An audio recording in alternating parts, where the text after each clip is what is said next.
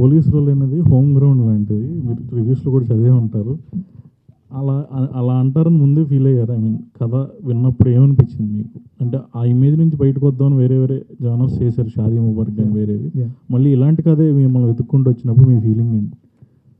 యాక్చువల్గా ఇది ఈ నేను సీరియల్ తర్వాత చాలా రోజులు గ్యాప్ ఇద్దాం అనుకుంది కాప్ స్టోరీస్కి, ఎందుకంటే ఆ ఇమేజ్ ఇంకా అలా మీద పడుతుంది. ఈ కథ ఒక పోలీస్ ఆఫీసర్ చెప్పినప్పుడు ఫస్ట్ టైం నా టీయర్స్ స్టార్ట్ అయ్యాయి. అంటే నేను ఎప్పుడు ఒక సీన్ చదివితే మనకు ఎలాంటి ఫీలింగ్ ఉంటుందో ఆయన చెప్పిన విధానం అలా ఉండేది.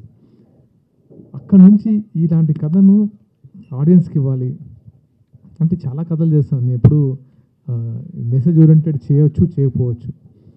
ఈ కథ విన్న తర్వాత దీన్ని ఎప్పుడు చేయాలని చాలామందితో అంటే ఈ కథ డిస్కస్ చేసినప్పుడు ఎగ్జైటెడ్ అయ్యారు. లేదు లేదు ఇది నిజంగా ఇవ్వాలి మూవీ ద్వారా అని. తర్వాత ఒకరోజు సుకుమార్ గారికి ఫస్ట్ థ్యాంక్స్ చెప్పాల్సింది సుకుమార్ గారికి. ఎందుకంటే నేను షాదీ ముబారక్ తర్వాత ఆయన దగ్గరికి వెళ్ళి మంచి కథ ఉంటే చెప్పండి అన్న, చేద్దాము, మీ అసిస్టెంట్ ఎవరైనా ఉంటే అని అడిగినప్పుడు అలా మాట్లాడుతున్నప్పుడు ఒక ఇన్సిడెంట్ చెప్పాను. ఆయనలో ఇచ్చిన సర్ప్రైజ్, ఇది కథ ఇది పెట్టేసుకొని నువ్వు నన్ను అడుగుతున్నావు ఏంటి అంటే, అక్కడ నుంచి నాకు ఈ కథ మీద ఎక్కువ కాన్ఫిడెన్స్ వచ్చింది. ఆ తర్వాత ఎప్పటి నుంచో మేము కలిసి చేద్దాం అనుకున్నాం కదా, ఇది డిస్కషన్ చేసాం. ఆల్రెడీ ఈ ప్లాట్ మీద కొంచెం ఆయనకి ఆల్రెడీ ఇంకొక వర్క్ జరుగుతుంది. లేదు బాగుంది, నేను ప్లాన్ చేస్తానని చెప్పారు.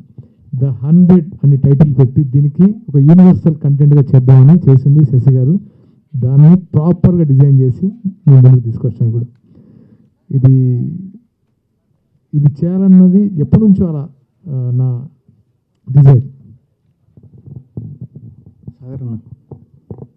ప్రమోషన్స్లో పవన్ కళ్యాణ్ గారు తెలంగాణ మినిస్టర్స్ కనిపించారు. వాళ్ళకి మూవీ ఎప్పుడు చూపిస్తున్నారు? చూశారు, తెలంగాణ మినిస్టర్స్ మూవీ చూశారు. ఆల్రెడీ మూవీ చూసిన తర్వాతే ప్రమోషన్కి వచ్చారు. కళ్యాణ్ గారికి ట్రైలర్ కంటే ముందు కొన్ని సీన్స్ చూపించాము. ఆయన ఎగ్జైట్ అయ్యారు. ఇప్పుడు అంటే ఈ సక్సెస్ని వాళ్ళకి చెప్పి వాళ్ళ విషెస్ అంటే వాళ్ళ బ్లెస్సింగ్స్ తీసుకుందాం అనుకుంటున్నాను. సాగర్ గారు, మీరు ఆల్రెడీ ఒక పోలీస్ క్యారెక్టర్కి యాప్ట్ పర్సన్గా మీరు ఆడియన్స్ అందరు మనసు గెలుచుకున్నారు. సో ఈ సినిమాతోటి మిమ్మల్ని టాప్ స్టార్గా యాక్సెప్ట్ చేయొచ్చా?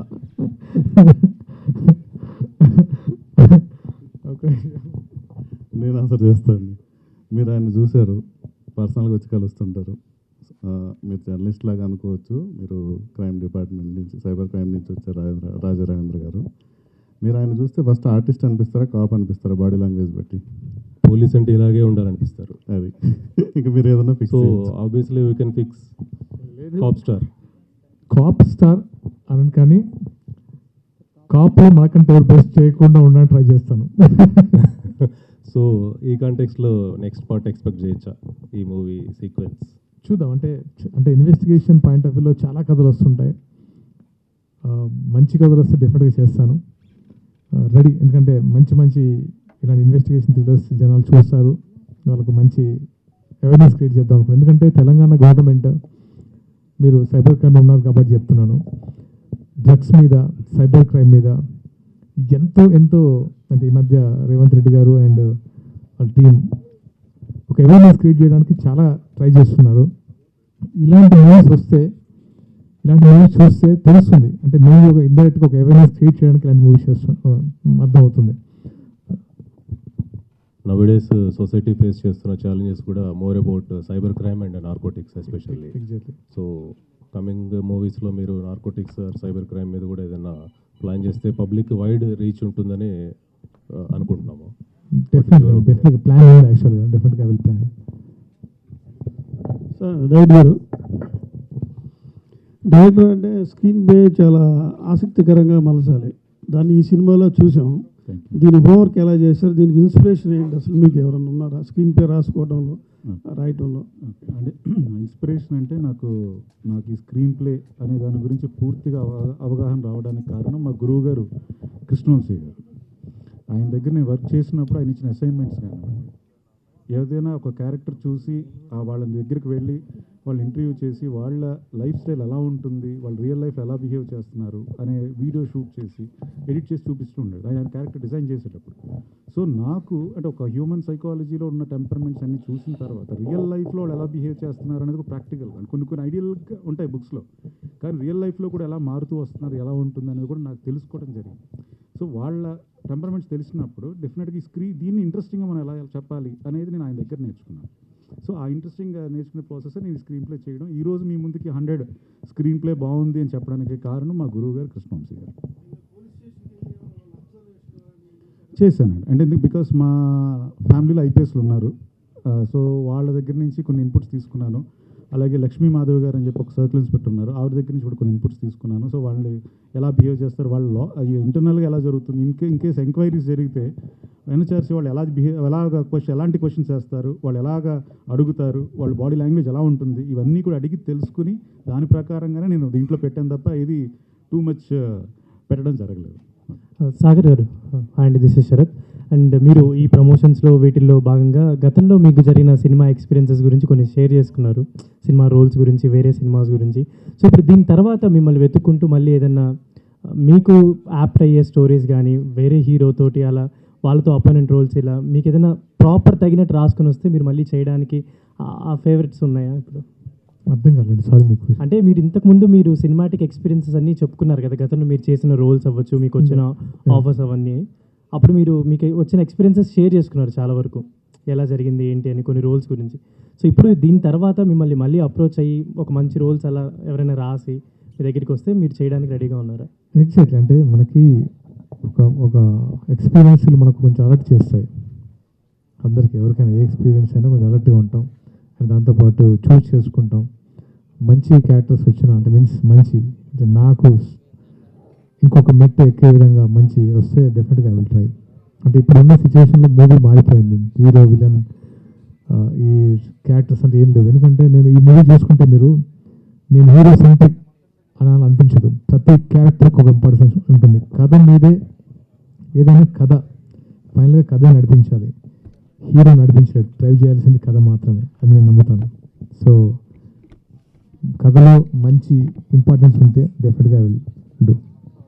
Sagar garu, congratulations for the success. Thank you. So I don't have any question for you, but I have a question for director garu.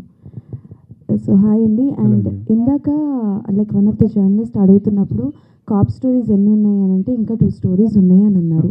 Apart from cop stories, Sagar gariki oka unique katha edaina cheppali anukunte elanti characterization lo చూపించాలనుకుంటారు?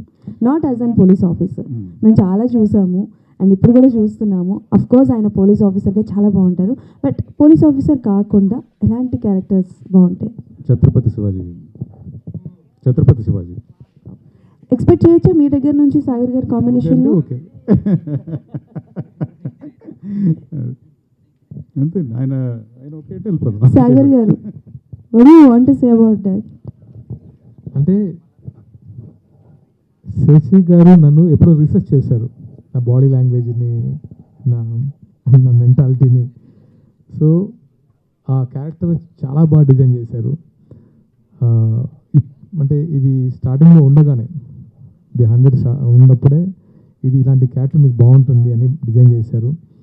డెఫినెట్గా ఆయనతో work చేయడం అంటే very happy. ఎందుకంటే understanding అంటే మేము డిస్కషన్లో కానీ and స్క్రిప్ట్లో కానీ ఒక అండర్స్టాండింగ్ ఉంటుంది. అండ్ నాకు అంటే ఒకటి మాత్రం డైరెక్ట్గా చెప్పగలను, డిస్కషన్ తర్వాత షూటింగ్లో ఒక్కరోజు కూడా ఇది చేయను, ఇది మాట ఏం లేదు. నేను జస్ట్ సరెండర్డ్ అయిపోయాను.